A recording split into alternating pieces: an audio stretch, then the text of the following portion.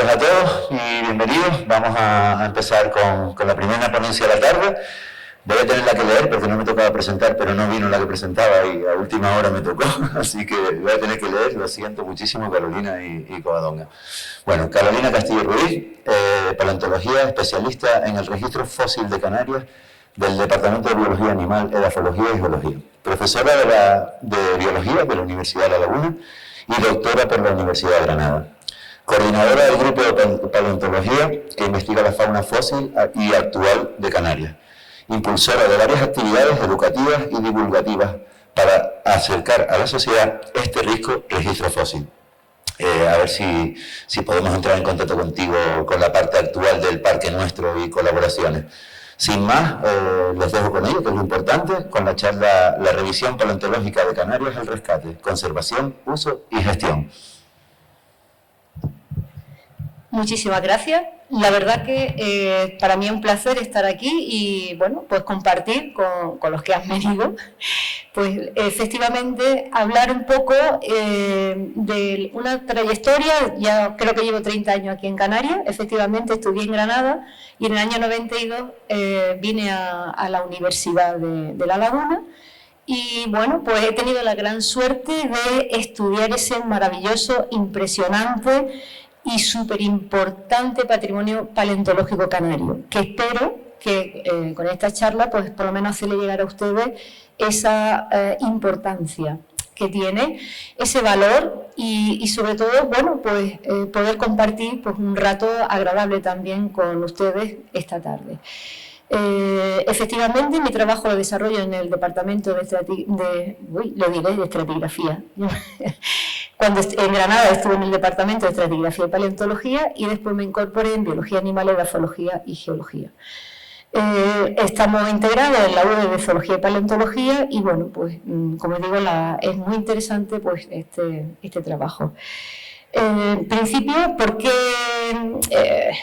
¿Qué título ponemos? Bueno, un título interesante sería esa paleontología o los recursos paleontológicos canarios al rescate. ¿Por qué al rescate? Me van a preguntar, ¿no? Bueno, pues aquí tenemos algunos ejemplos de lo que pasa con yacimientos paleontológicos, sobre todo aquellos que están asociados a antiguas dunas que son explotadas para la extracción de áridos. ¿Qué es lo que pasa aquí? Que, bueno, incluso siendo una zona paleontológica, es decir, teniendo una figura de protección del patrimonio paleontológico, sin embargo, muchas veces se sigue trabajando en estos yacimientos y efectivamente aquí se colocó, este sería Barranco de lo Encantado, un bien de interés cultural, una zona paleontológica. Aquí se puso digamos como una especie de señal diciendo aquí se inicia el yacimiento paleontológico, el bien de interés cultural. ¿Y qué pasa con todo lo demás, con todo el sedimento? Imaginaros que esto era un antiguo barranco que estaba totalmente relleno de sedimentos y en esos sedimentos encontramos una gran cantidad de fósiles, tanto terrestres, en este caso gasterópodos terrestres, los restos de trazas fósiles de insectos, y sobre todo que también se describió una nueva especie de gasterópodo terrestre. El problema más importante es que no ha quedado ningún registro de lo que había. Entonces, ¿qué significa eso? Significa que se ha perdido miles y millones de evolución biológica. Se han perdido muchos organismos que no sabemos que existían en el pasado, como ocurrió con esta especie. Y también vamos a encontrar el registro, es decir, la primera vez que aparecen muchos de los animales que viven hoy en día. Por eso, trabajar en nuestro grupo de trabajo incluimos la parte fósil y actual de Canarias. Bueno, y lo peor también del caso es que, además de eso, muchos de los yacimientos tienen este aspecto. Esto ocurre aquí en Jover, en Tenerife, en un sitio donde llevamos a los alumnos normalmente de paleontología, de biología, de biología, ciencia ambiental y también del máster a trabajar, y nos encontramos con esta situación. Es decir, que al final muchos de esos restos, o de esos sitios, mejor dicho, se van a utilizar como vertederos. stop, eso ya nosotros no podemos permitirlo, no se puede permitir. Quizá hoy aprovecho pues todos los foros para poder hablar de esa situación y sobre todo de intentar que entre todos se ponga en relieve la gran importancia del patrimonio paleontológico para así intentar hacer un proceso de conservación, uso y gestión de forma adecuada. Bueno, también decir que los recursos paleontológicos en su conjunto constituye el registro fósil de Canarias. Y el registro fósil de Canarias, teóricamente, es igual al patrimonio paleontológico. Y todo ello va a contribuir a la identidad de Canarias. Nosotros no podemos entender Canarias sin que se hable, sin que el canario se identifique con su paleofauna, con aquella extinta o con su paleoflora. Yo aquí pongo ejemplos de algunos de las especies que ya no están, que se han extinguido, y sobre todo es muy interesante pues todos aquellos fósiles que aparecen cuando las islas empiezan, las que conocemos, la configuración que conocemos hoy en día, empiezan o son terrestres verdaderamente, lo que llamamos nosotros Mioceno, Plioceno, sobre todo esos últimos 23 millones de años de la historia de la Tierra, de la historia de la vida y de la historia de Canarias. Es decir, nosotros ahí tenemos ese registro fósil, nos va a permitir conocer, saber qué es lo que hay, qué especie había, cómo eran los ecosistemas y lo más importante, cómo han cambiado, en este caso asociado a todos los cambios climáticos, los cambios en el ambiente que ha habido durante esos 23 millones de años, porque no piensen que las temperaturas han sido similares durante todo este tiempo, sino que hemos tenido momentos en los cuales ha habido calentamiento global o momentos también donde ha habido glaciaciones, o glaciaciones, interglaciaciones. Entonces eso hace que nuestro ecosistema, nuestra biodiversidad. La biodiversidad que tenemos hoy procede ¿de qué? De ese proceso evolutivo, de esos 23 millones de años mínimo aquí en Canarias, más toda esa historia evolutiva desde que el momento que aparece sobre la faz de la Tierra ese grupo o su antepasado. Al final, si se pierde una especie, se pierde todo ese bagaje evolutivo, todo ese bagaje genético, todas sus funciones, las funciones del ecosistema, algo que nos sirve para, digamos, nuestro bienestar social, el conservar nuestro ecosistema, nuestra vida, es lo que nosotros verdaderamente nos hace pues, que nuestra sociedad sea cada vez mejor, funcione y también tengamos otros valores. Y bueno, ahora después, además aprovecho también para darle una breve noción de paleontología, cómo trabaja la paleontología del siglo XXI. Aquí le he traído algunos ejemplos de cómo trabaja la paleontología del siglo XXI, es decir, que serían haciendo modelos, mejor dicho, réplicas 3D de modelos de algunos de los fósiles, como pueden ser lagartos, como he visto, como tienen ahí a la izquierda, o bien restos de concha marina, ¿no?, que aparecen fósiles en los yacimientos. Hablaremos un poco de los recursos paleontológicos canarios, normativa de conservación y después, sobre todo, pues me voy a centrar en una nueva figura de protección que si se aprueba la nueva ley de biodiversidad, pues de aquí de Canarias, pues sería una manera de gestionar los yacimientos paleontológicos, los recursos paleontológicos en general, que como veremos, pues es bastante más complicado. La ciencia de la paleontología, fijaros, tenemos ya unos cuantos años, ¿no?, de trabajo. En el siglo XVII es cuando este científico, este naturalista, pues verdaderamente dice, oiga, los fósiles, lo que nosotros llamamos fósiles, que hasta ese momento era cualquier elemento que se encontraba en el interior de la Tierra, demuestra que son de origen orgánico. Por lo cual, la paleontología, ¿qué es lo que estudia? Pues los restos de los organismos, que se van a conservar como fósiles. Y para eso, fijaros que utilizó uno de los fósiles más conocidos en la antigüedad, como sería lo que llamamos Glossopetrae, que son dientes de tiburón. Y dijo, oiga, estos son dientes de tiburón, por lo cual los fósiles son todos aquellos que tienen apariencia orgánica son restos de organismos. Bueno, además la ciencia de paleontología, según la UNESCO, se clasifica en la ciencia de la vida y simplemente es aquella que se encarga del estudio del organismo cuyos restos se conservan fósiles, aunque a nosotros nos gusta más llamar el registro fósil. El término fósil parece que es algo que está muy bonito en una vitrina y no queremos eso. Es decir, ya la paleontología, eso no es ni los fósiles ni tampoco el objeto de estudio de la paleontología. Y además sí que son los documentos históricos de la vida y sirven para reconstruir la historia de la vida. Y esa historia de la vida que desde los 4.600 millones de años en el cual empieza o se forma nuestro planeta Tierra, empezamos a ver, digamos, los primeros o primera evidencia de registro fósil hace 3.200 millones de años, otro autor dice 3.800 millones de años, y lo más interesante es que con las nuevas tecnologías cada vez se está conociendo más de esos fósiles que no se suelen ver a simple vista, sino que se necesitan una serie de técnicas, sobre todo técnicas 3D, que permitan estudiarlo.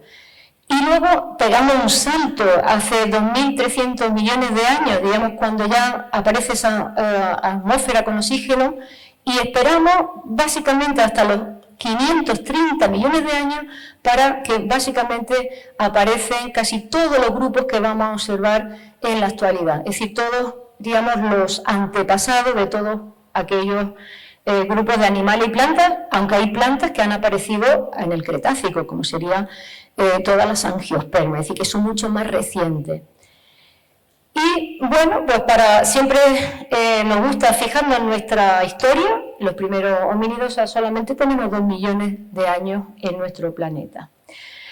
Y luego, bueno, los recursos paleontológicos canarios, lo que sería el registro fósil canario, pues fijaros, tenemos restos desde el Mesozoico y lo que llamamos Cenozoico. Mesozoico en la época de los dinosaurios en el ámbito terrestre, y en el medio marino serían la época de los amonoideos, ¿no? Son esos moluscos con concha muy bonitas. Por lo cual, digamos, también nos sirve la paleontología para reconstruir la historia de la vida de Canarias. No tenemos una herramienta súper útil para ver la realidad. ¿Qué es lo que había? ¿Qué animales, qué plantas han ido colonizando, cómo han evolucionado, cómo han cambiado? Y bueno, en ese caso, sobre todo, es muy importante y tiene una gran, de cara sobre todo al uso, ¿no? en la actualidad, de todos los datos que aparecen en esta última época, neógeno y cuaternario, y, como digo, sobre todo por la parte, digamos, de las Canarias que conocemos hoy en día. Y nosotros podemos decir también que nuestro registro puede ser referente de islas oceánicas volcánicas activas y además recientes. Recientes porque, geológicamente hablando, 23 millones de años es muy poco. Y que en esos 23 millones de años han ocurrido muchísimos cambios climáticos. Y esos cambios climáticos cada vez han sido más rápidos. Cada vez ocurre menos tiempo entre un proceso de glaciación e interglaciación. Cada vez es más rápido. Antes a lo mejor tardaba muchísimos años, millones de años, en cambiar de época glaciar a interglaciar. Ahora mucho más rápido. Cada vez que nos acercamos desde el neógeno a la actualidad. Y bueno, eso con las Canarias, pero en el proceso paleobiológico también hay que tener en cuenta la presencia de las paleocanarias, que en momentos en los cuales bajara muchísimo el nivel del mar, pues también podrían ser utilizados por los organismos para colonizar Canarias. Y fijaros, a mí me llamó mucho la atención de que hay algunos de esos montes submarinos, tiene 68 millones de años. Todo el mundo dice, y desde luego nosotros, ojalá en algún momento encontráramos un dinosaurio. Todavía estaríamos en el final del Cretácico, ojalá. Y lo digo ¿por qué? Porque en el caso del Banco de la Concepción, en esos materiales que están también debajo del mar, se encontraron restos de megalodon, sirénidos, etc. Por lo cual, bueno, pues si estamos hablando de que todos estos montes han estado en cierto periodo de tiempo igual que estamos nosotros ahora, como están pues, el Hierro, La Palma, etcétera, o Tenerife, pues ¿quién no te dice que ahí efectivamente se tuvieron que colonizar? Pues ¿con quién? Con fauna y flora que hubiera en ese momento evolutivo. ¿De acuerdo? Y bueno, ¿qué es el registro fósil? Esta diapositiva mi alumno lo tienen que recordar seguro. Entonces, bueno, el registro fósil son muchas cosas. Son los restos del organismo, en lo que aquí estamos como uno, ¿no? O lo que sería el uno, una concha o un pues, exoesqueleto de un bicho muy antiguo del Cámbrico o un hueso. Eso todo el mundo lo tiene claro. Luego, todos los restos de la actividad. Es que lo digo porque muchas veces nos dicen, oiga, es que los paleontólogos solamente trabajaban con muertos. Digo, no solo con muertos. También trabajamos con vivos. También conocemos cuándo, cómo, qué hacían cuando los animales o las plantas estaban vivas. Y por eso es todos los restos de actividad de los organismos. Y aquí ponemos la huella, los huevos y también los coprolitos. Claro está.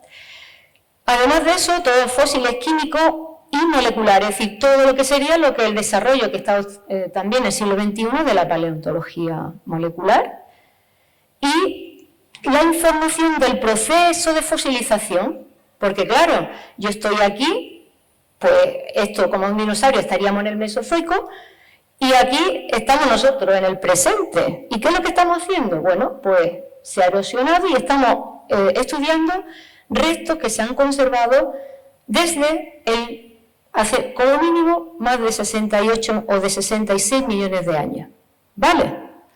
¿Eso qué quiere decir? Que esos restos, fijaros, han tenido que aguantar 66 millones de años. Ahora, con las tecnologías que tenemos y ese proceso de fosilización, nosotros podemos saber qué le ha pasado a esos restos durante esos 66 millones de años. Por lo cual, toda esa información también forma parte del registro fósil. Y simplemente por decir que algunos, por poner algunas paleontólogas y paleontólogos, y sobre todo pues que recalcar la aparición en el siglo XXI pues de herramientas nuevas como sería la paleontología computacional.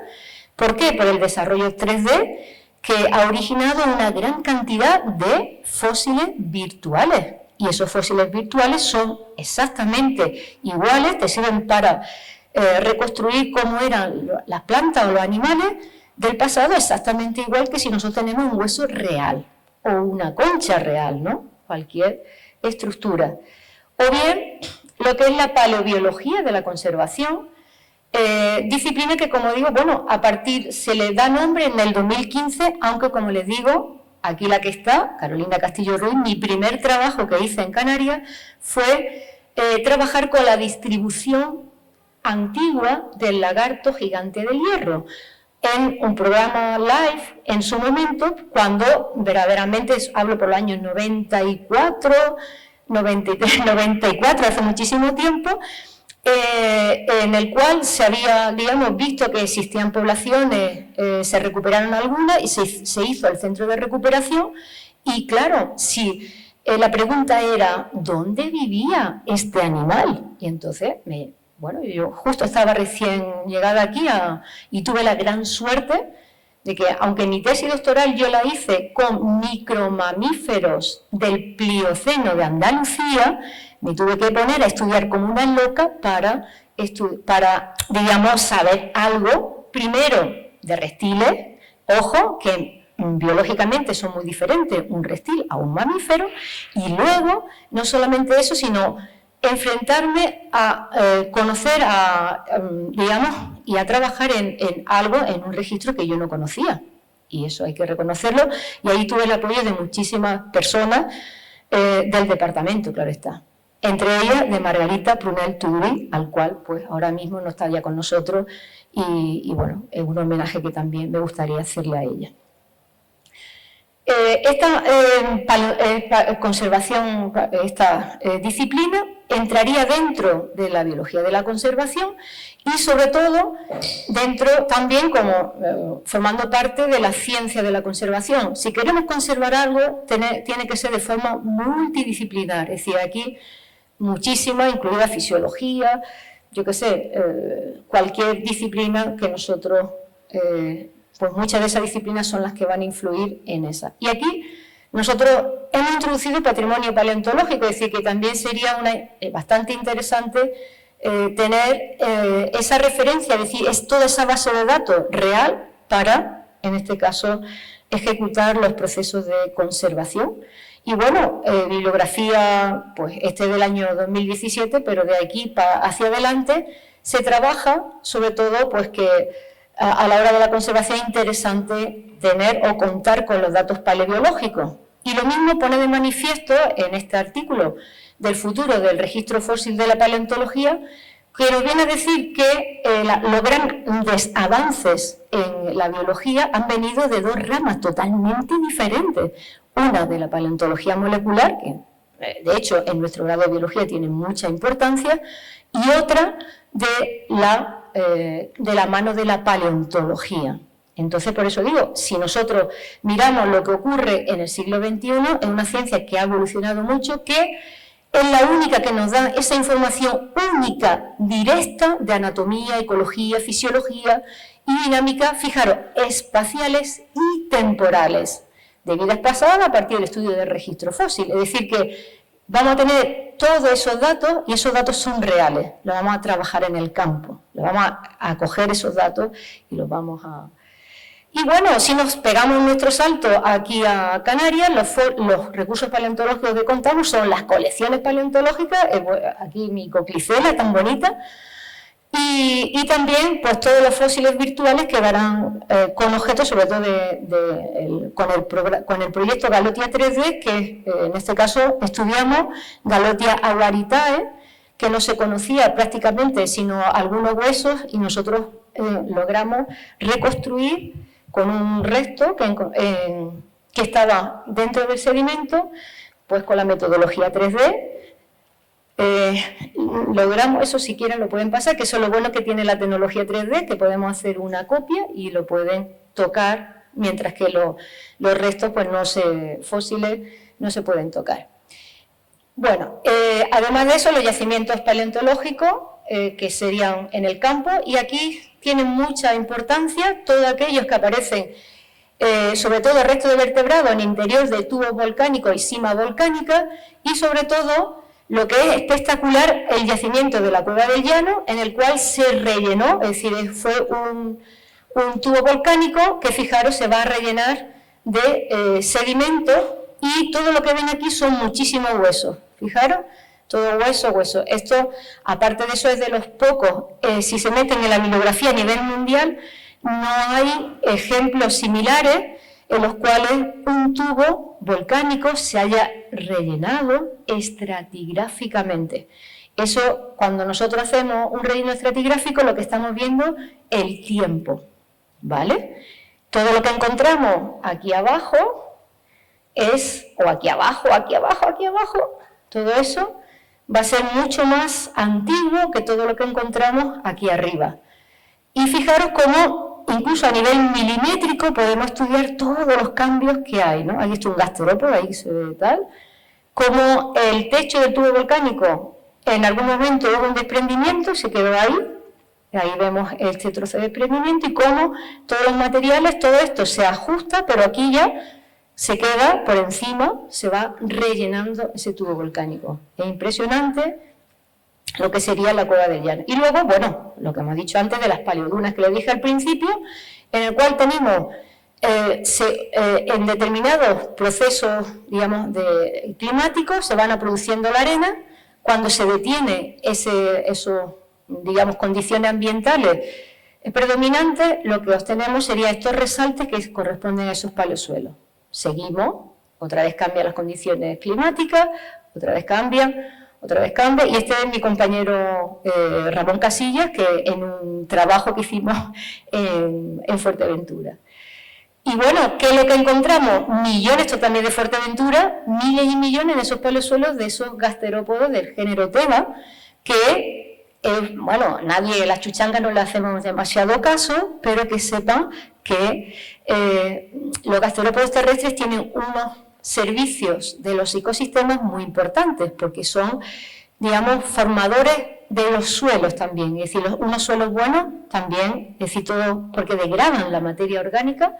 Y luego, además de eso, también en las cadenas tróficas tienen un papel importante, porque, digamos, a ellos se lo van a comer muchos carnívoros y ellos se comen, muchos de ellos son herbívoros, por lo cual también es un papel bastante importante.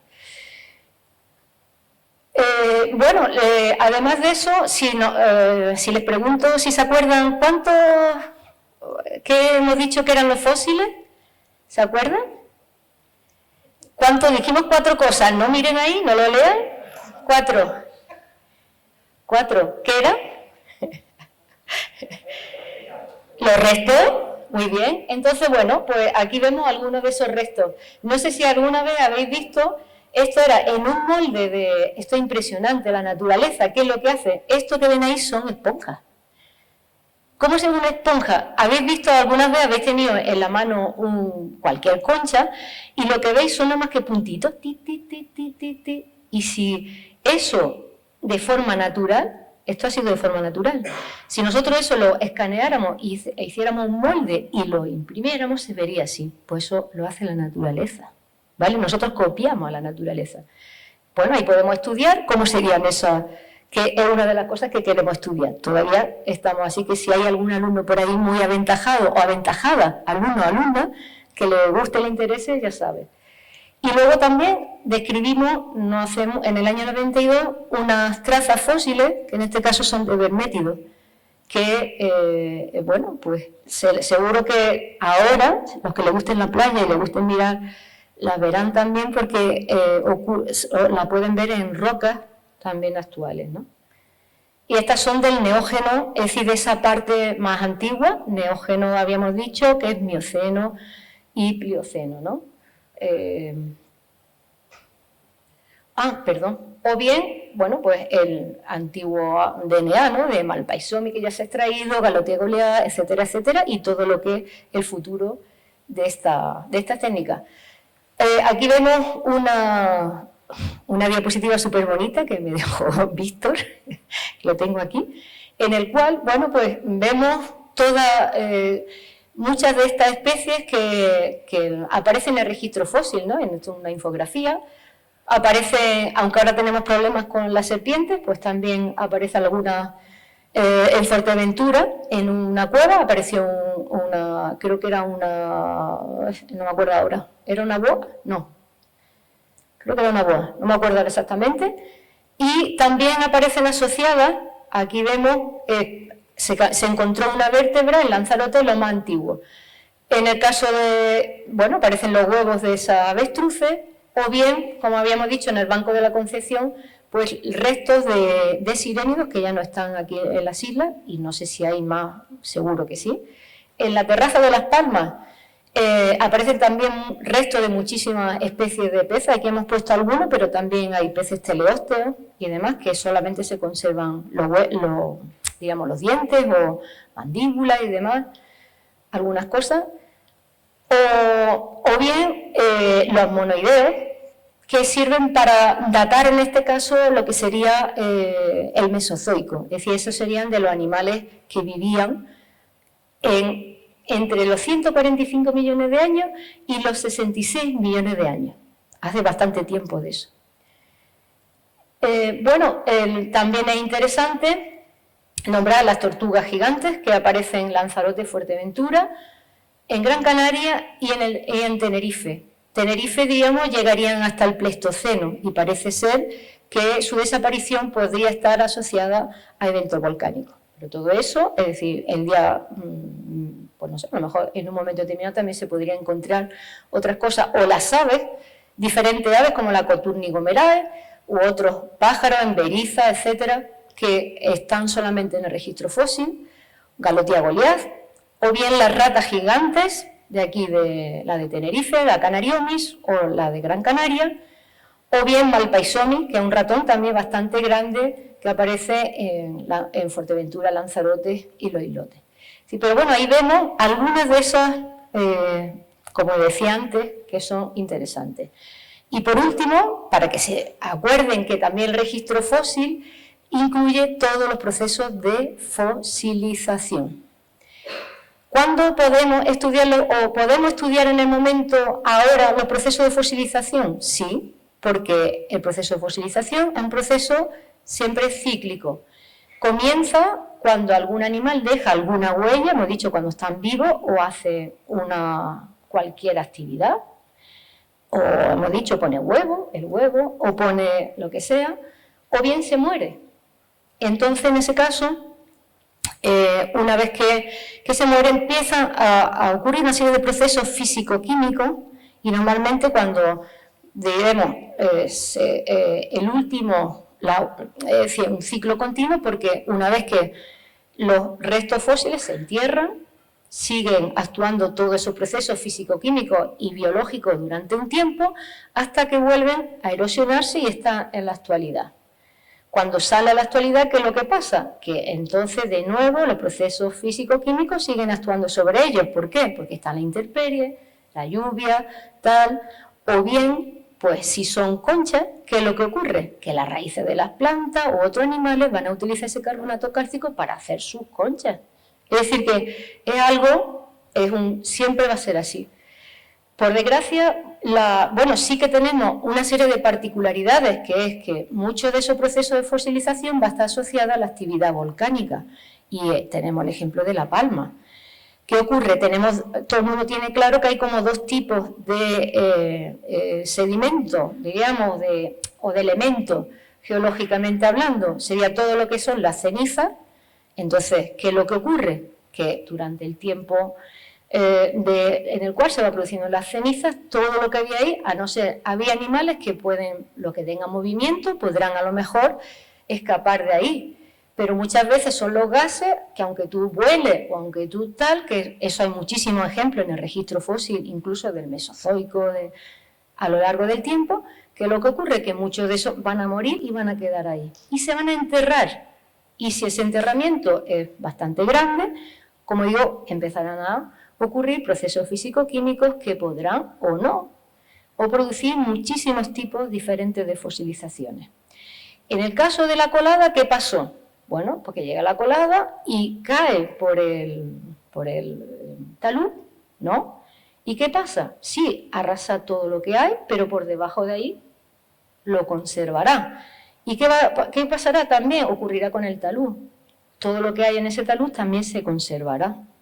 Porque es como si nosotros metiéramos eso en una cajita, algo que lo protegemos de los agentes ambientales, pues la lluvia, etcétera, etcétera.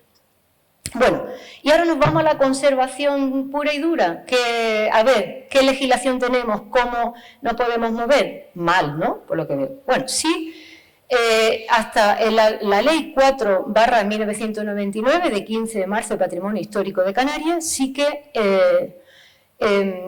contemplaba el estudio o la conservación del patrimonio paleontológico a través de esa figura de protección, la zona paleontológica, o inventario de bienes muebles, que serían los bienes muebles vinculados a esos yacimientos, a esa zona paleontológica. Y luego también las cartas paleontológicas, es decir, los municipios tenían que hacer esas cartas paleontológicas. Lo han hecho muy pocos municipios, es decir, eso también lo hizo muy pocos municipios. ¿Y por qué estaba en el patrimonio histórico de Canarias? Pues porque tradicionalmente siempre la paleontología ha estado en manos de la arqueología. ¿Qué le une a la arqueología? Mucha gente la confunde, no tenemos nada que ver, pero ¿qué le une? Le une la metodología de estudio. Es decir, nosotros tenemos que ir cogiendo los fósiles estrato a estrato. ¿Por qué? Porque tenemos la variable tiempo, que ya lo hemos dicho, que es lo más antiguo y lo más moderno, ¿vale? Entonces tenemos que coger, las técnicas van a ser similares. Y bueno, pues por lo pronto la ley del 85 nacional ya la introduce dentro, y previamente, históricamente, siempre paleontología estaba asociado a esos elementos. ¿Qué ocurre? Que en el año 2019, la ley del 25 de abril, Patrimonio Cultural de Canarias, no se sabe por qué, no se sabe quién toma la decisión, pero dice, fuera el patrimonio paleontológico, ¿vale? Entonces pasa a que lo gestione, se dice en esa ley que de forma transitoria todas aquellas zonas paleontológicas, todos aquellos BIC y todas las colecciones asociadas a los BIC tienen que pasar a la ley de biodiversidad, a lo que sería el patrimonio natural. ¿Y quién lo va a gestionar? Patrimonio natural. Ahora lo tiene que gestionar, se supone. Y, bueno, en este caso, digamos, pues hay que transformar esa figura, lo que eran las zonas paleontológicas, o a lo mejor el Gobierno de Canarias podría dejar las zonas paleontológicas, porque, bueno, otras figuras ya existentes como monumento natural, sitio histórico, etcétera. Y luego, en el año 21, el Gobierno de Canarias presenta el borrador de la nueva ley, salió ya en la prensa también que contará con una red de yacimientos paleontológicos, por lo cual dijimos, bueno, por fin ya, digamos, los patrimonios paleontológicos se va a gestionar, va a haber una ley y lo van a gestionar los biólogos, que deberían, o ciencia ambientalista, ciencia ambiental, etcétera, gente que verdaderamente sepa de biología, porque el estudio, lo que está estudiando son restos de organismos, no está estudiando ni una catedral, ni otra cosa, tiene su lógica, ¿vale? Bueno, y en ese caso, bueno, también es interesante que hizo un proceso participativo, lo cual participamos, y bueno, pues en este caso, si se recoge eso verdaderamente, nosotros pensamos en proponer alguna, digamos, figura que fuera, como la figura de Paleoparque, que sea para conservar los yacimientos in situ. Y lo digo porque es interesante conservarlos in situ, porque, digamos, como sabemos que en nuestro mundo cada vez aparecen nuevas tecnologías. Entonces, antiguamente, tú cogías una muestra y decías, uy, aquí no hay nada. ¿Por qué? Porque tenía una lupa de no sé qué y punto. Y ahora, con las tecnologías nuevas, es decir, en sedimentos que parecía que no había nada, se saca organismos que están completos, organismos de cuerpo blando, no sé qué. Entonces, hay que dejarlo ahí y hay que ir solamente sacando aquello que se vaya a investigar, y una investigación pues con la metodología adecuada, y ya está. Y bueno, en ese caso, por eso, ahora rápidamente, no sé si me va a dar tiempo, mucho tiempo, de hablar de lo que sería esa nueva figura que nosotros presentamos y desarrollamos a través de un proyecto de Caja Canaria, en el cual, bueno, pues esa figura ya se presentó en el año 96 en China, y bueno, fue este autor, este investigador, el que de nuevo en el año 2009 empezó a trabajar con ella a nivel mundial. Dijeron, bueno, pues venga, vamos a hacer, intentar pues trabajar en esa figura a través de la Asociación de la Paleontológica Internacional, y bueno, a partir de ahí, pues define qué es un paleoparque. Pues fijaros que es una figura que es para proteger fundamentalmente los yacimientos paleontológicos in situ. Es decir, para que nuestra paleoduna esté ahí, nuestro tubo volcánico, la playa, el depósito marino, lo que sea, el depósito de profundidad, los tipos de depósitos que hay en Canarias, que estén todos.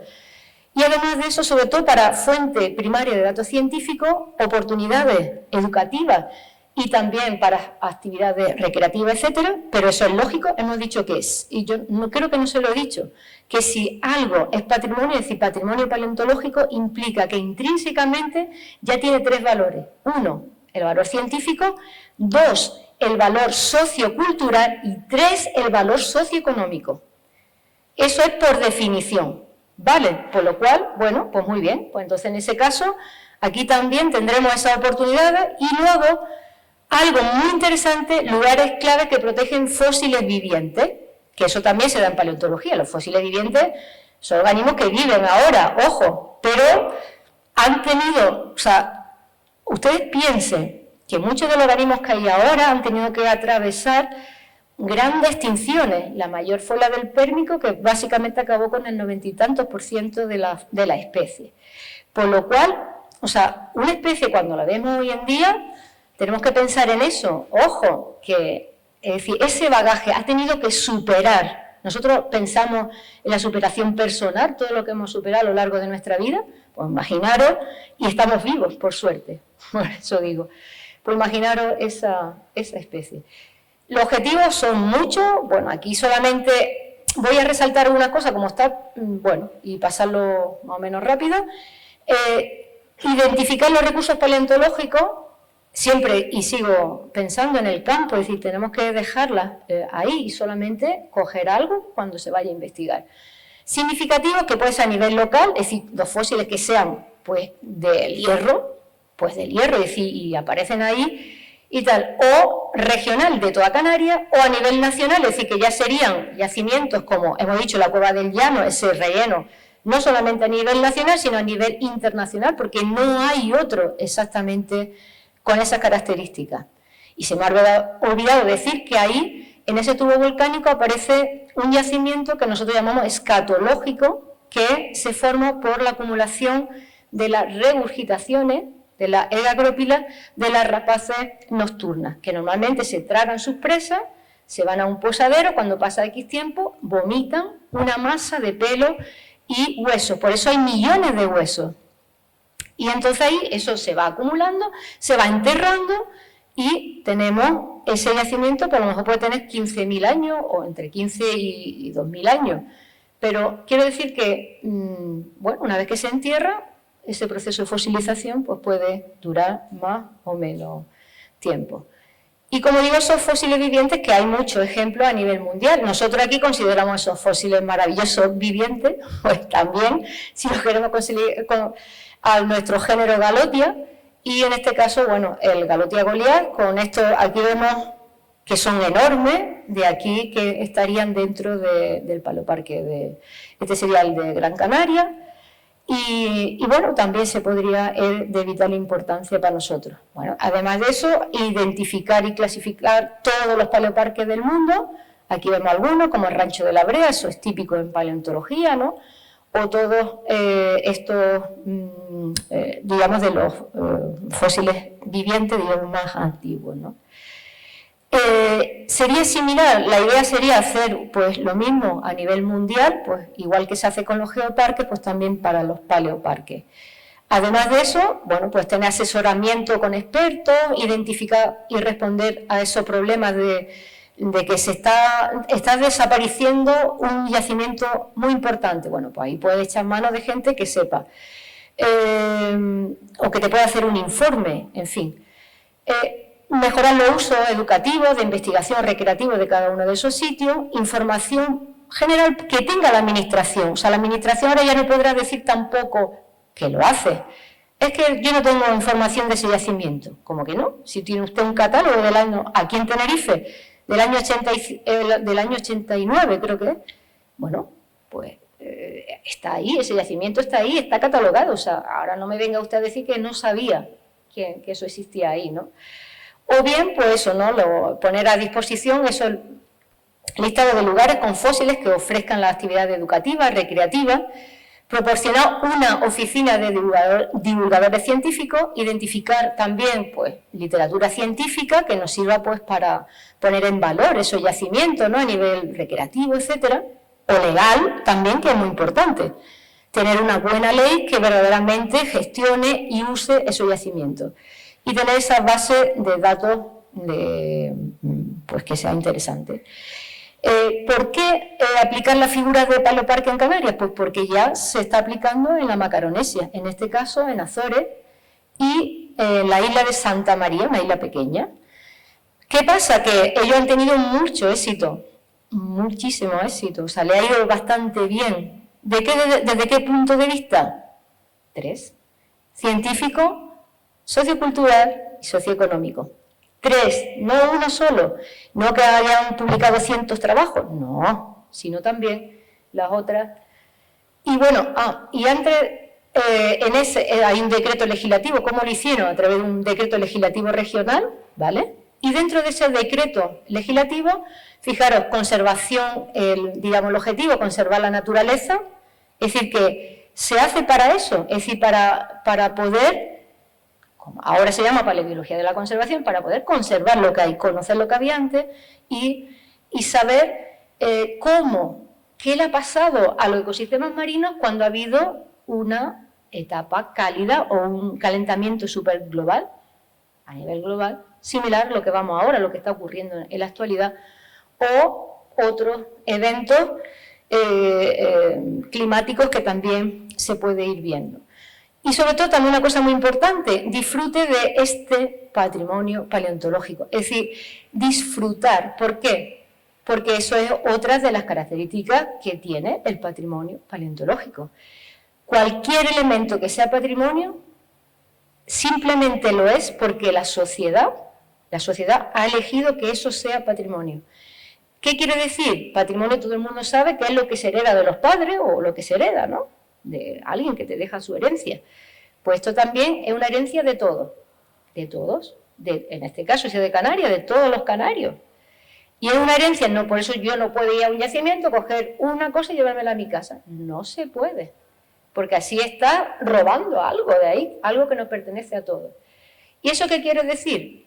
Que quiere decir que todos nosotros también tenemos una serie de obligaciones y otra serie, diríamos también, lo más importante es que tenemos,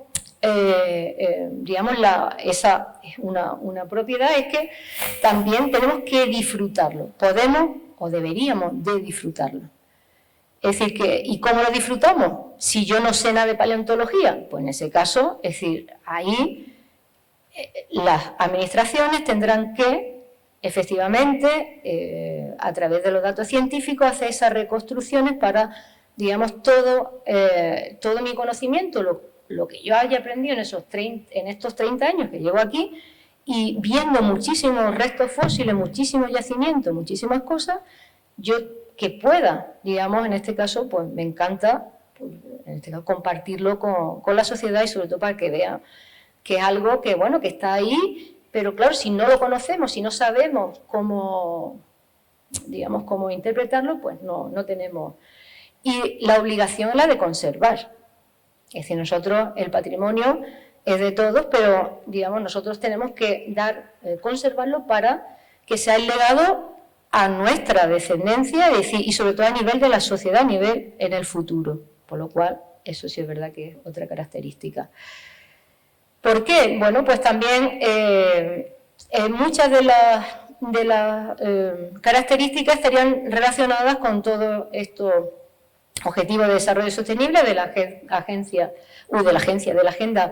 2030 y sobre todo, pues también nosotros hicimos, creo que fue el año pasado, una jornada de patrimonio paleontológico, biodiversidad y educación, con esa idea de hacer un recurso transversal, pues nosotros podemos trabajar a esos niveles, ¿no? solamente a nivel de biodiversidad, sobre todo actuando en la conservación de la biodiversidad, y bueno, pues esto, el 13, el 14, es decir, básicamente, bueno, pues está claro que la aplicabilidad sería para obtener ese bien social, ¿no? Y sobre todo, bueno, pues ¿qué tipología de parques? Si pasamos a los tipos de paleoparques que hay, y para no cansarle demasiado, bueno, pues podemos hablar de esos científicos, socioculturales, socioeconómicos, ¿no? ¿Cómo sería? Teóricamente, bueno, pues fijaros, el rango temporal de paleoparque de Anada básicamente van a ser aquí, en el Cuaternario. En el Cuaternario se están formando las dos islas, la de La Palma y el Hierro, todavía no existían. Cuando estamos hablando de... ¡Ay! Anterior, espérate. Cuando estamos aquí, todavía no existe ni La Palma ni el Hierro, ¿vale? Entonces, bueno, los procesos son diferentes.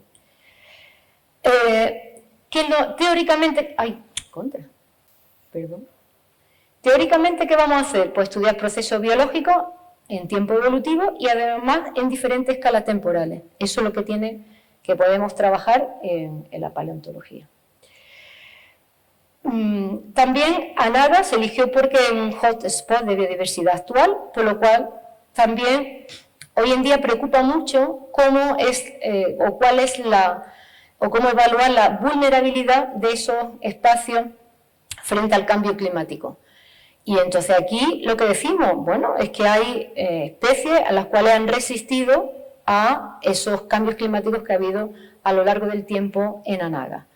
Y además evaluar el cambio antropogénico, en este caso a través del estudio de proceso de fosilización. Y bueno, vemos algunos de los yacimientos son paleodunas, se conservan porque hay estas coladas, como veremos más adelante.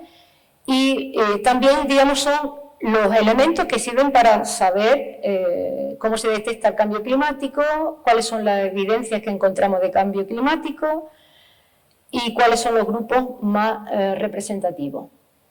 Además, pues dentro de ese contexto geológico excepcional donde estamos, es decir, que es impresionante a través de eso.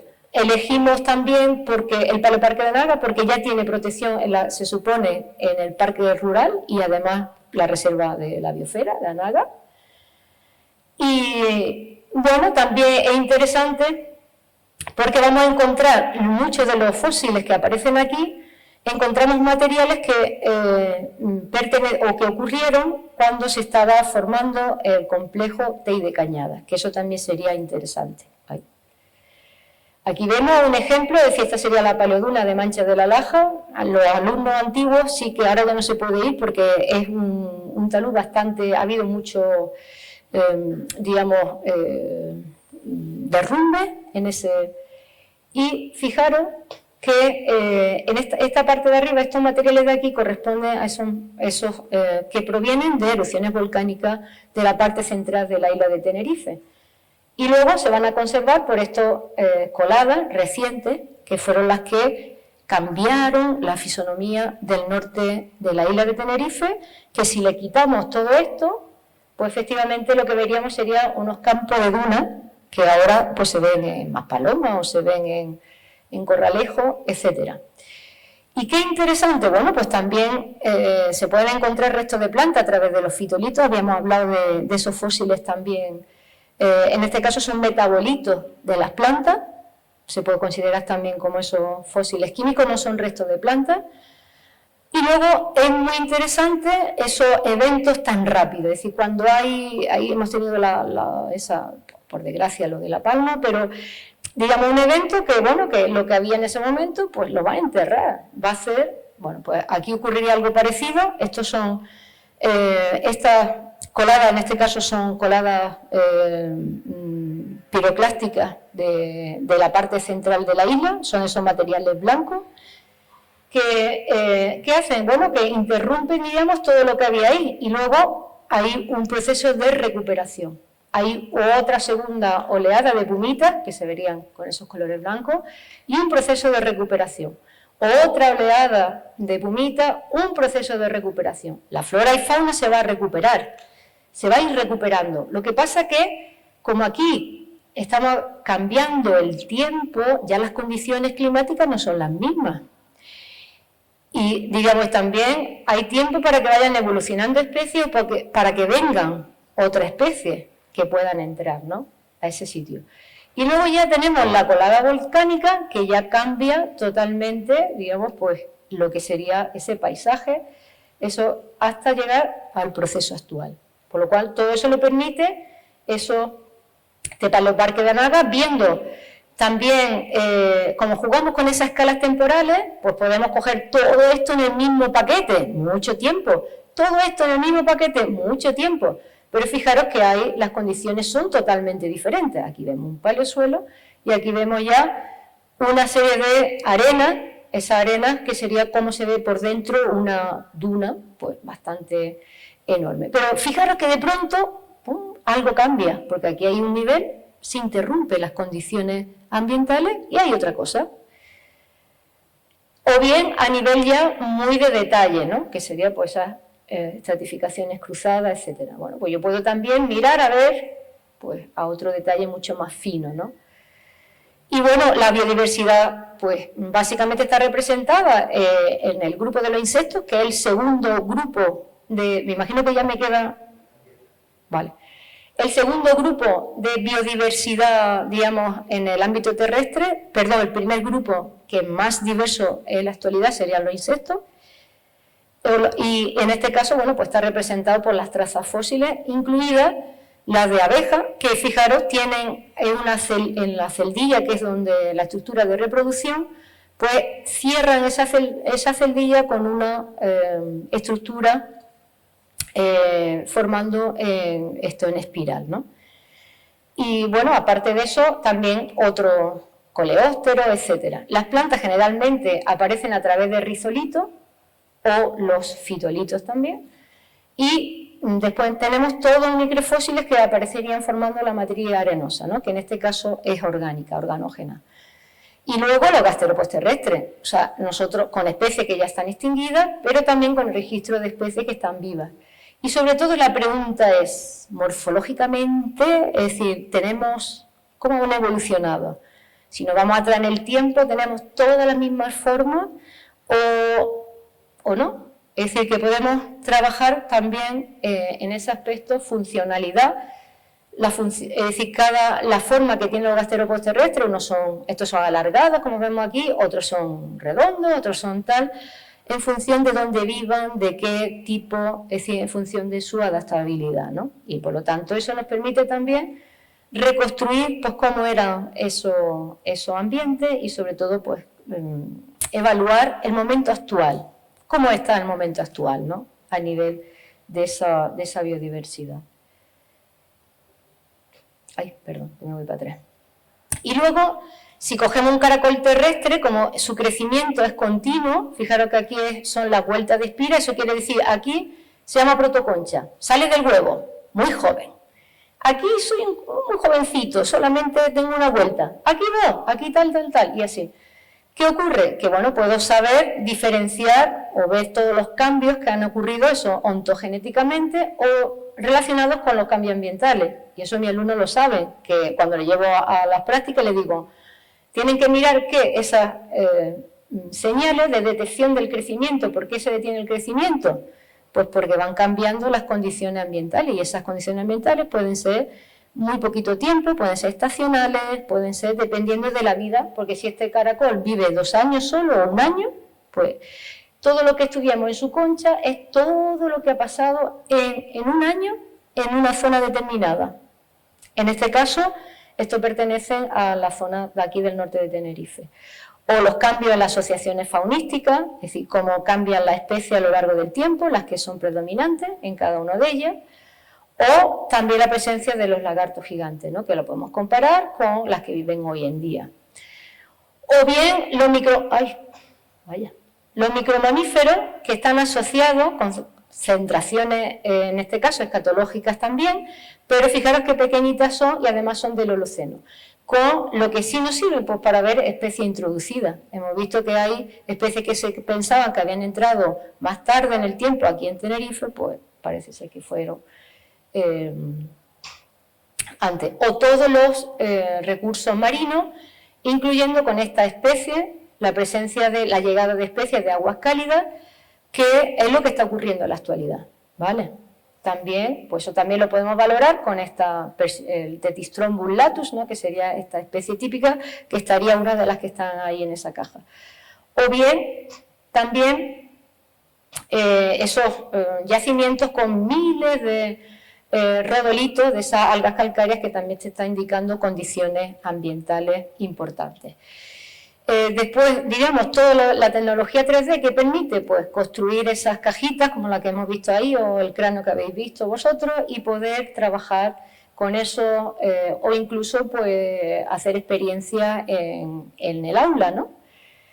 Y sobre todo, bueno, pues eso, ¿no? Ahí era, bueno, cómo podemos ir reconstruyendo los cráneos como el que tenéis ahí. Y bueno, posibles paleoparques en Canarias son muchos, desde el Mesozoico, Paleoduna, esta es la de aquí de Tenerife, tubo volcánico, los maravillosos lagartos, las trazas fósiles, los maravillosos gasterópodos, maravillosos también depósitos marinos costeros, o las plantas, que he hablado muy poco, pero hay pues, unos yacimientos muy importantes que lo está estudiando Cristo Velasco Flores, en su TCM también y en su TFG, y bueno, impresionante la cantidad de restos o tortugas gigantes con el papel tan importante ecológico. Y ya sí que siento que haya sido tan larga. Muchas gracias.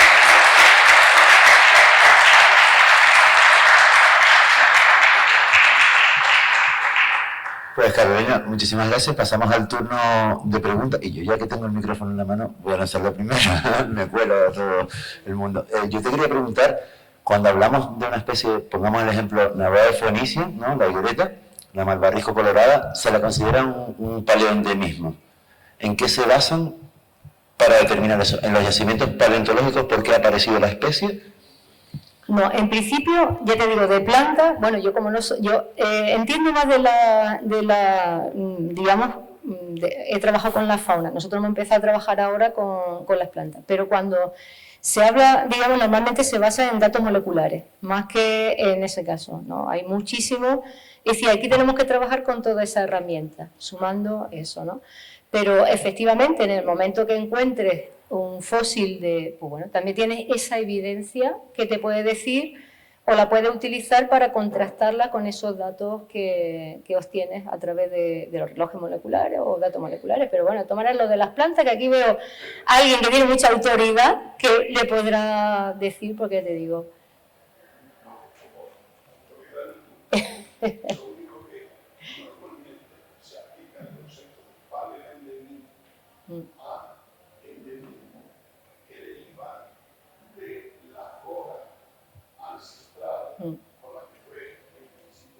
colonizada, sí.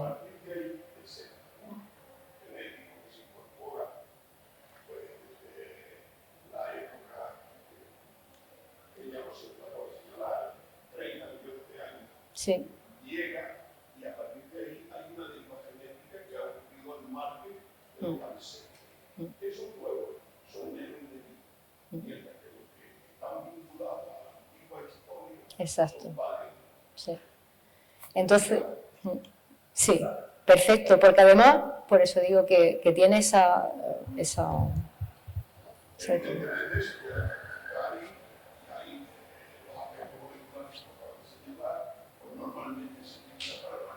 ratificar eso.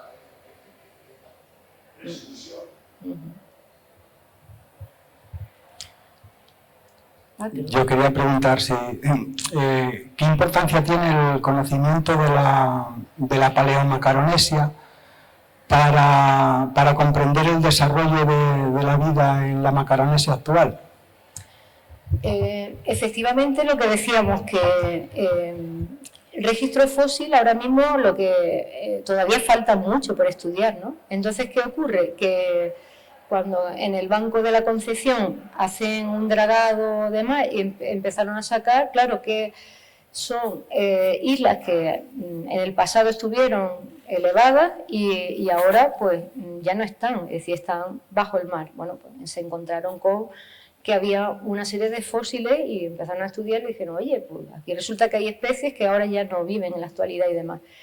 ¿Qué ocurre? Que efectivamente nos va a explicar, o sea, ese proceso de colonización y demás también. A lo mejor cuando ves unas distribuciones muy raras, dices tú, bueno, o cómo han llegado aquí esta especie, o cómo a lo mejor algunas de esas explicaciones pueden o se pueden dar porque efectivamente, aunque ahora no existan esas zonas emergidas, en el pasado sí que existieron. Claro, aquí quizás dentro del registro fósil de Canarias que todo el mundo más maneja son los huevos de avestruces y que todavía no se sabe muy bien cómo llegaron esos huevos de avestruces. Dice, si vivieron las avestruces, si solo llegaron los huevos, si solo... Lo que sí está claro que todos los trabajos científicos que se han publicado recientemente, lo que te están diciendo que la avestruz o que el huevo vivió, o sea, es terrestre, o sea, que no es nada marino. Se ha descartado porque había pues, hipótesis de que podían ser producidos por animales marinos de gran envergadura, no sé qué tal. No, es decir, que son terrestres, ¿vale? Hasta ahí llegamos, pero si no encuentran los huesos, pues habrá que buscar los huesos, es decir, estarán cuántos huevos había, eso corresponde a un nido, es decir, que hay muchas, y lo mismo que las tortugas. ¿Qué pasa con las tortugas? Los más antiguos son Lanzarote y Fuerteventura, pasan en Gran Canaria ya son mayores de tamaño y cuando llegan a Tenerife, más recientes, también son más grandes de tamaño. Entonces, todos esos procesos hay que entenderlo y efectivamente tiene un gran valor conocer esas paleocanarias y bueno, y a lo mejor en el futuro pues pueden salir registro fósil nuevo que nos permita pues conocer mejor y avanzar sobre todo en el conocimiento de esa colonización.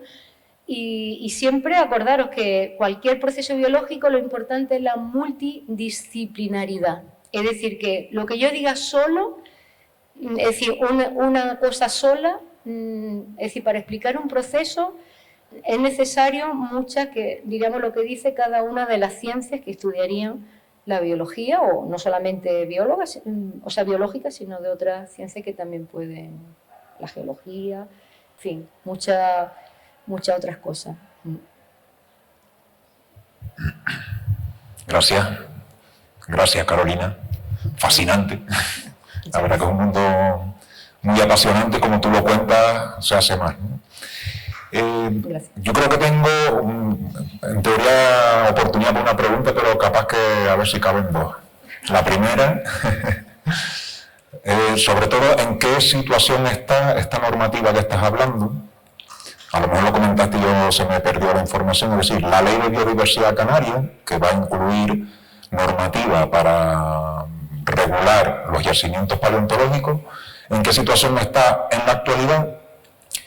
Y en segundo lugar, supongo que va ligado a cuando se apruebe, a lo mejor, este proyecto, esta iniciativa, esta propuesta del Paleoparque de Anaga, lo mismo, ¿en qué situación está? Si es una propuesta de ustedes para encajarla ahí, está llevando otro camino, y también un poco en qué situación está esa idea, un poco a ver si puedes encajar los dos golpes. Sí. Básicamente, gracias. De nada, y gracias a ti. Básicamente lo que es la ley, hay un borrador, ya está ese borrador, lo único que, bueno, pues el gobierno actual, pues a lo mejor no habrá tenido tiempo, lo que sea, pero en principio ya el borrador existe y ahora tiene que pasar a la fase de aprobación por el Parlamento. Por lo cual, como pasó con la ley de cambio climático, que desde mi punto de vista también esa ley tiene mucha deficiencia, porque ya en esa ley tendría que haber incluido el patrimonio paleontológico, porque también hay muchas de eso, a nivel de los yacimientos se puede aportar también bastante información. Pero bueno, es decir, pues igual que hizo con la ley de cambio climático, esa ley está para aprobar, ya está el borrador y ya está. Ha habido un proceso, por lo menos a mí me ha gustado el proceso que hicieron para, digamos, esa exposición pública en que todos los sectores han podido participar. Yo estuve, no todas las charlas porque no podía, me coincidía con clase y demás, pero sí en muchos de esas reuniones por mí. Y a mí me encantaba porque es que yo sé que algunos alumnos míos me decían, es que ahora la biodiversidad y la conservación, todos son, diríamos, como conceptos muy difíciles de explicar, que es muy difícil. Entonces, ¿cómo se dice? Y decía, oye, es que hasta mi madre, mi padre, no sé qué gente, que a lo mejor no está tan... Yo estoy estudiando biología, pero mis padres, no sé qué tal, ya hablan de la conservación, habla de la biodiversidad, de esa conservación, que hay que conservar la biodiversidad. Y eso es lo bueno. O sea, que para mí... El hecho que estemos hablando hoy aquí de paleontología, pues también es bueno. Y eso es un avance. Y yo creo que si tú quieres conservar y que esa conservación sea efectiva, tienes que trabajar y la sociedad tiene que saber que los alimentos, las cosas no están en el supermercado y salen de la nada. Es que si queremos tener buena salud y buena tal, tenemos que tener verdaderos ecosistemas saludables. Y todos tenemos ese papel. Y después, con respecto al Paleoparque, nosotros que somos un grupo muy pequeño, Penélope Cruzado, que es profesora ayudante, y aquí la que le habla, que soy profesora titular, por lo cual, y después, bueno, ahora tenemos 2 personas contratadas, un proyecto durante 1 año, para trabajar con gasterópodos terrestres, en biología y paleobiología, es decir, sobre todo con especies amenazadas, para ver, digamos, cómo están, evaluarlas. Y bueno, en ese sentido, es decir, ¿qué es lo que nos hace falta? Pues bueno, para hacer una normativa legal yo no soy, es decir, yo puedo hablar la parte científica y alguien que, es decir, un abogado, o sea, alguien de derecho, será el que sea capaz de hacer esa norma y que sí, que si tiene alguna duda podrá preguntarme a mí, o a Esther Martín, o a cualquier paleontólogo del mundo, o sea, no a mí, sino cualquier paleontólogo. Entonces, bueno, ¿qué hace falta? Hace falta escribir que ya hay uno escrito parecido, Simplemente, pues mejorar lo que se pueda mejorar o adaptarlo a lo que nosotros tenemos aquí y que, bueno, lo mismo, es decir, si a través de el Gobierno de Canarias, en ese caso, pues será el que tendrá que impulsar eso y sacarlo. O sea, ¿se puede sacar? Sí. ¿Cómo hay que hacerlo? Bueno, pues ya ahí tiene que ser la parte legal. Nosotros podemos ayudar, pero no podemos hacer, bueno, esa labor. Pero sí, se podría hacer sin ningún problema. Sí, y ahora, pues bueno, nosotros de hecho pues estamos detrás de hacer un convenio con la Administración, sobre todo con Transición Ecológica, con la idea de hacer esa transición del patrimonio, digamos, histórico al patrimonio natural, ¿no? Y bueno, en colaboración con con mucha gente. Es decir, que pero bueno, ahí está. Esos son los de futuro, que ahí estamos detrás de eso, ¿no? Pero bueno, muchas gracias. Pues nada, la última, Covadonga, tú me vas a perdonar. Luego la hablamos un poquito contigo también. Sí, yo creo que se me oye. En relación con lo que dice Carolina, la única autoridad que nos pueden dar las canas no es ni el conocimiento, bueno, un poco de experiencia en estos temas, sí. Y ustedes son jóvenes, la mayoría son jóvenes, y a ustedes les va a corresponder contribuir a empujar, a seguir empujando. Es conveniente que no olviden lo que se ha hecho, a lo que a veces somos muy propensos, olvidar los ancestros, olvidar los fósiles y ocuparnos solo de los vivos. No, pues hay que también recordar a los muertos y a toda la trayectoria detrás de todo esto. En una junta así similar a esta, yo recuerdo de ver una encendida discusión entre un entomólogo, Evers, y un geólogo eminente que ya le sonará a ustedes un poco más, que es don Teléfono Bravo, sí. ¿No? Bueno, porque Ever en aquel momento, y precisamente recurriendo a los huevos de Famara, pues intentaba defender la hipótesis de que Lanzarote y Fuerteventura habían estado unidas al continente. Exacto. En algún momento. Sí. Es decir, que eran islas continentales. Exacto. Y recuerdo ver a don Teleforo, que él era una persona muy moderada y muy comedido, pero realmente, en términos científicos, muy contundente, diciendo que de ninguna manera, que eso no, que se podía explicar probablemente porque había que pensar, echándole el tiempo, mirando atrás, de que aquí enfrente, en África, teníamos ríos muy caudalosos que arrastrarían islas flotantes, y sobre esas islas flotantes muy probablemente pudieron llegar los avestruces o algo parecido, que fueron los que depositaron allí los huevos, pero que desde el punto de vista geológico de ninguna manera ha habido un contacto continental isleño. Las Islas Canarias son volcánicas y oceánicas, como bien dijo Carolina. Eso por un lado. Y desde el punto de vista legal, pues miren, yo recuerdo la primera ley de espacios naturales protegidos, que fue una ley declaratoria.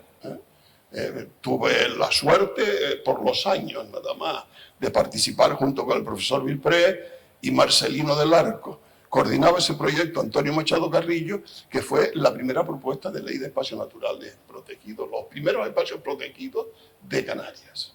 No, eso fue del 87, y en el 87, en el año 1987,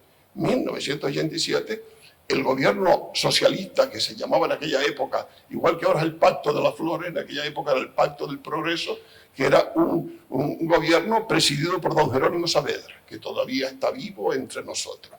Bueno, pues ese proyecto de ley, junto con la ley de aguas, intentando poner coto a la explotación de los aguatenientes, aguamangantes, en fin, como lo quisieran llamar, fue lo que le costó las elecciones en aquel momento a ese pacto de progreso. O sea, es un tema costoso.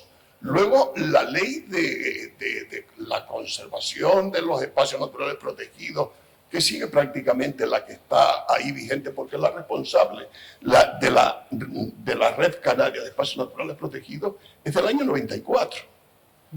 Y previamente hubo un borrador, igual que está actualmente en este estado, un borrador que hizo precisamente Antonio Machado Carrillo, que se frustró. ¿Por qué? Porque pasó lo mismo que está pasando ahora. Se echaron encima las elecciones y dijeron, tararí que te vi, este no es el momento.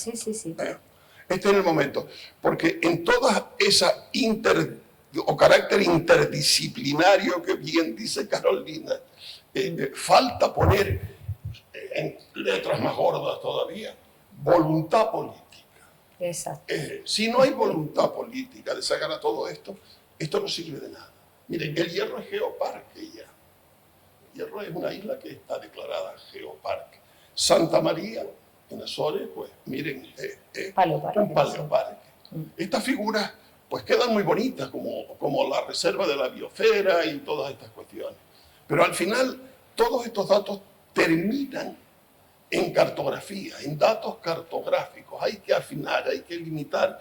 Y si yo me pudiera permitir alguna recomendación, es que no heredemos en paleontología el vicio de la arqueología, que era el crear polígonos enormes. No, es que no se conoce, es que puede haber, es que potencialmente puede haber. No. Al final lo que manda es la categorización de los suelos. Suelo rústico de protección natural, suelo rústico de protección agrícola, suelo rústico de protección de infraestructura, suelo rústico, etcétera, hasta 13 clases que hay.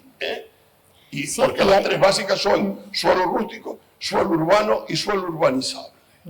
Y me callo porque yo no he sido habilitado para... Bueno, yo te lo agradezco solamente. Efectivamente, en la ley del 2017 sí que está el suelo rústico, suelo cultural, creo que es, rústico cultural, de protección cultural, que ahí también se pueden proteger el yacimiento, etcétera, etcétera, que fue un poco con esa idea. Pero bueno, ya, muchísimas gracias. Ya. Y bueno, pues...